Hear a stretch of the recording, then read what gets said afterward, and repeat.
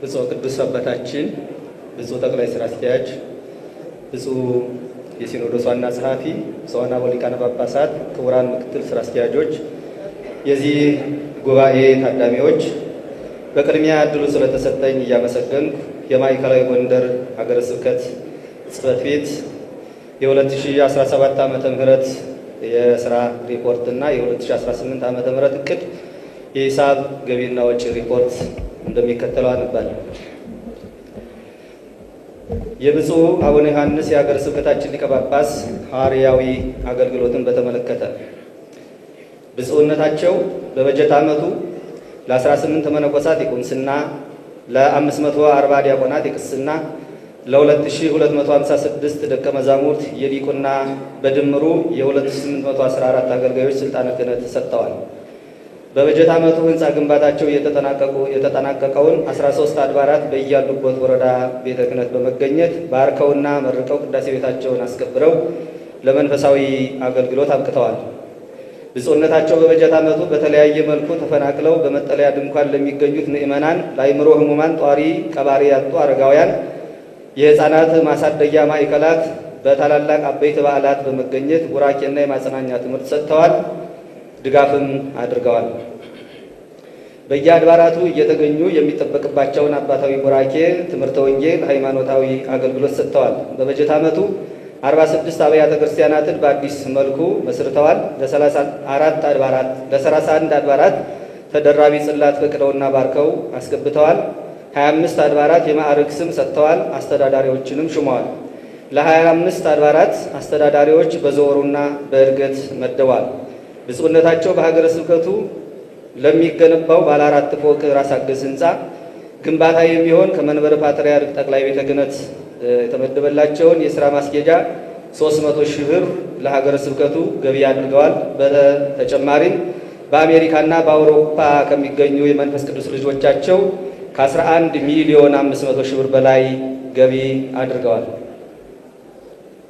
መልካም አስተዳደርን በተመለከተ በበጀት ዓመቱ በጎንደር ርዕሰ ከተማ የምትገኘው የደብረ ስብሐት ወለቃ ለማርያም ቤተ ክርስቲያን ሕዝብ አቀፍ ገዳም ከ50 በላይ ግለሰቦች ጋር በነበረው ክርክር እስከ ሰበር ችሎት ተከራክራ 122278 ካሬ ሜትር የይዞታ ቦታዋን አስመልሳ ካርታ ተቀብላ ለጊዜው የስንዴ ምርት እያመረተችበት ሲሆን ለሚቀጥለው ደግሞ ቢዝነስ ፕላን እያሰራን እንገኛለን። ለወረዳ ቤተ ክህነት ጽሕፈት ቤት ልዩ ልዩ የሥራ ክፍል 3 ሰራተኞች፣ ለአድባራትና የገዳማት የአብነት መምህራን ልዩ ልዩ አገልጋዮች 28 በድምሩ 31 ሰራተኞችንና አገልጋዮችን በቋሚነት ቀጥረናል። የስብከተ ወንጌል መስፋፋትን በተመለከተ ሀገረ ስብከት የስብከተ ወንጌል ኮሚቴ በማዋቀር በሁሉም ወረዳ ቤተ ክህነትና ገዳማት አድባራት ኮሚቴ በመሰየም በተሰጠው መመሪያ መሰረት ኮሚቴዎች እንቅስቃሴ እያደረጉ ይገኛል። የስብከተ ወንጌል ማስፋፊያና ማጠናከሪያ 1% ከመስከረም 1 2017 ዓ.ም ጀምሮ የሀገረ ስብከቱ እና የጎንደር ርዕሰ ከተማ ወረዳ ቤተ ክህነት ሰራተኞች የአባልነት ክፍያ እየከፈሉ የሚገኙ ሲሆን ሌሎች ወረዳዎችንና ገዳማት አድባራት የተወሰኑት ከፍተዋል፣ የተወሰኑት ደግሞ ለመክፈል በዝግጅት ላይ ይገኛሉ። ሀገረ ስብከቱና ማህበረ ቅዱሳን የጋራ ዝግጅት በማድረግ ለ41 ካህናት የተተኪ ስብከተ ወንጌል ስልጠና ተሰጥቷል።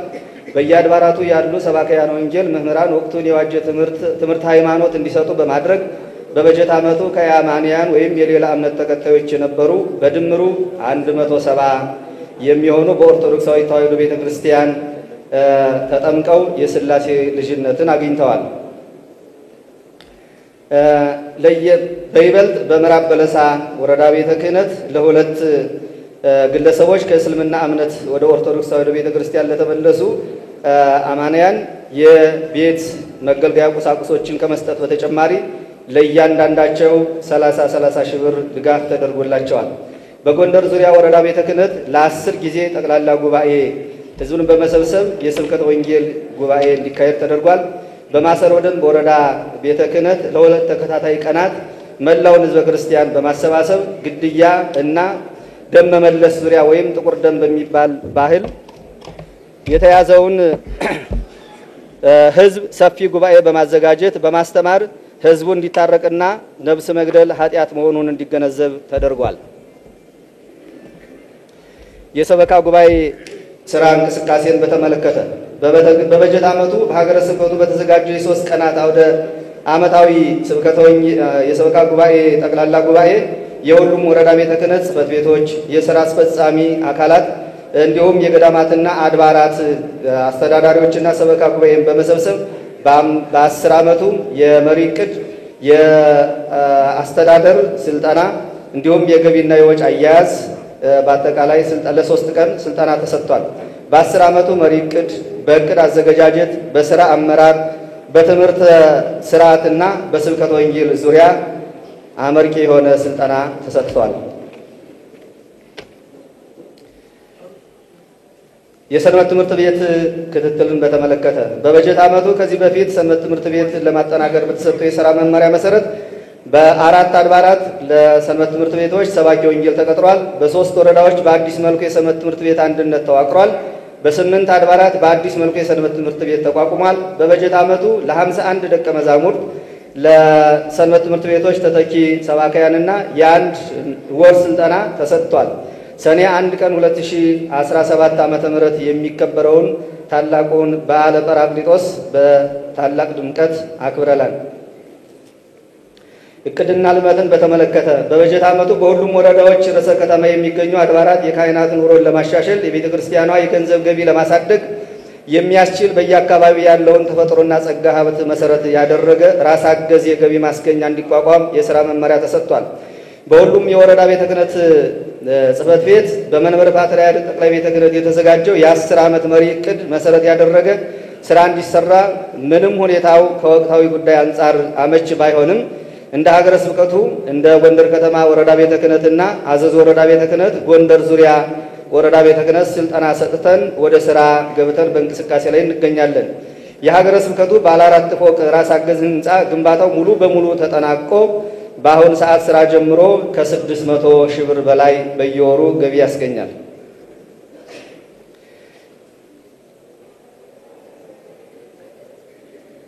የደብረ መድኃኔ የመካነ ሕይወት ፊት አቦ የጸበል ቦታ ግንባታው ተጠናቆ አገልግሎት እየሰጠ ይገኛል።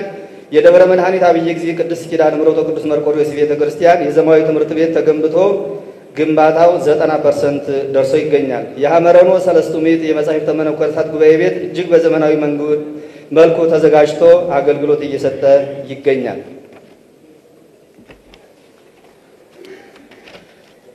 ትምህርትና ስልጠናን በተመለከተ በበጀት ዓመቱ በሀገረ ስብከቱ ስር በሚገኙት የአብነት ምስክር ጉባኤ ቤቶች አንደኛ በመካነ ነገሥት ግምጃ ቤት ማርያም ቤተ ክርስቲያን የሐዲሳትና የሊቃውንት መጻሕፍት ትርጓሜ ምስክር ጉባኤ ቤት 21 ደቀ መዛሙርት፣ ሁለተኛ በደብረ ኃይል ወደብረ ጥበብ በዓታ ለማርያም ካቴድራል የአቋቋም ምስክር ጉባኤ ቤት 72 ደቀ መዛሙርት፣ ሶስተኛ በደብረ መዊ ቀዳሚ አድባራት አበራ ቅዱስ ጊዮርጊስ ቤተ ክርስቲያን የቅኔ ምስክር ጉባኤ ቤት 18 ደቀ መዛሙርት፣ አራተኛ በደብረ ምሕረት አቡነ ቤት ቅዱስ ገብርኤል ቤተ ክርስቲያን የቅኔ ጉባኤ ምስክር ጉባኤ ቤት 22 ደቀ መዛሙርት በድምሩ 133 ደቀ መዛሙርት ሲከታተሉት የነበረውን የአብነት ትምህርት ቤት አጠናቀው በብፁዕ አቡነ ዮሐንስ የሀገረ ስብከታችን ሊቀ ጳጳስ አማካኝነት የመምህርነት ምስክር ተቀብለዋል።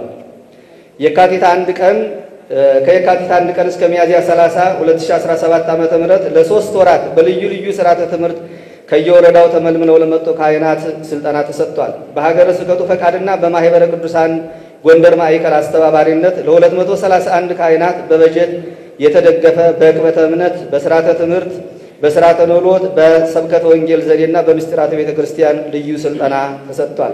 በ2017 ዓ.ም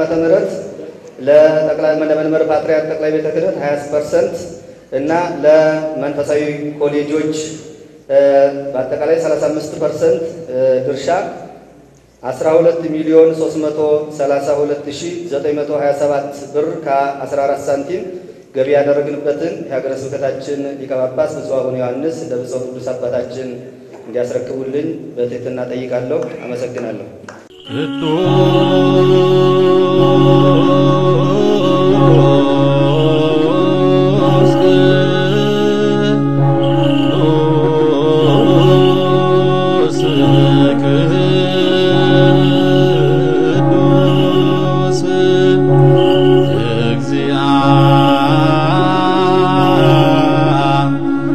እግዚአብሔር ጸባኦት አምላክ